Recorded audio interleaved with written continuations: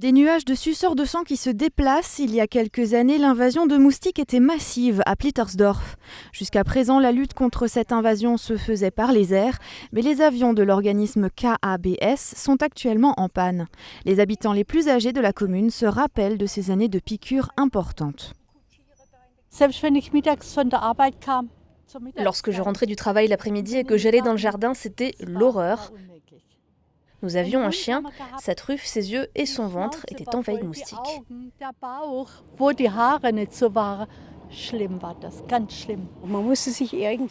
Nous devions toujours nous couvrir de répulsifs.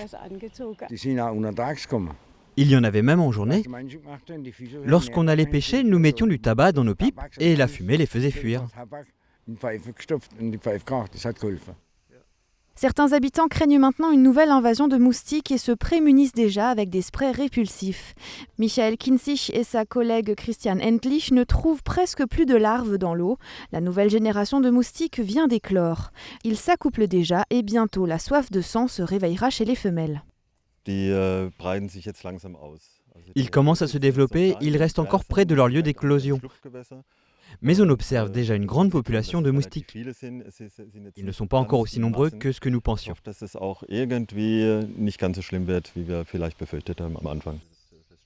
Les moustiques à la recherche de leurs victimes devraient arriver en ville prochainement.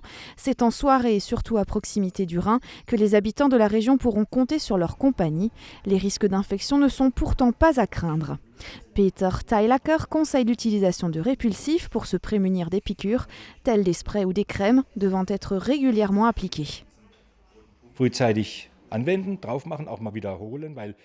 faut les appliquer très régulièrement et répéter l'opération, parce que les produits se dissipent avec la transpiration ou la baignade.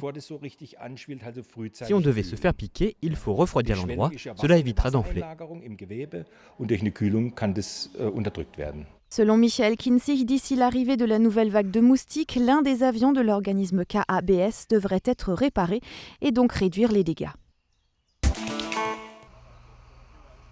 La sécheresse de l'été dernier a laissé des traces et parmi les victimes, les arbres. Au cours de promenades, il n'est pas rare de voir la couronne de certains hêtres se noircir ou perdre des branches. À Eutisheim et Mühlacker, c'est au printemps que l'on a pu observer l'effet de la sécheresse de l'an passé. D'après Bernd Oberrein de l'Office des forêts, les jeunes feuilles n'ont pas verdi ou n'ont parfois même pas poussé du tout. Ces arbres doivent être abattus. Le risque est trop élevé pour les promeneurs. C'est pour la sécurité de tous que nous devons abattre ces arbres, tout d'abord pour la sécurité routière et des bâtiments, mais aussi, comme c'est le cas ici, parce qu'ils se situent sur des lieux de détente et de promenade. Des bancs ont été installés et il faut sécuriser le passage et empêcher que des gens soient blessés par des chutes de branches. La canicule a également fait de nombreuses victimes le long du Rhin. De nombreux pins, épicéas ou mélèzes sont touchés dans l'arrondissement de Lens. Le travail consiste maintenant à identifier les arbres malades et à les abattre. Nous devons avoir suffisamment de personnel qualifié pour réaliser cela sur une courte période.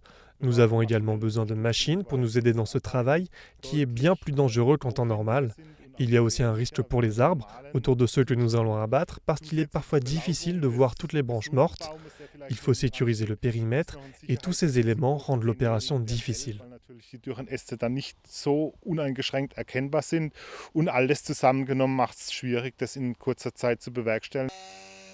Afin que la nature reprenne ses droits et pour éviter toute vague de mortalité des arbres liée à la sécheresse, il faudrait que la pluie tombe plus régulièrement cet été.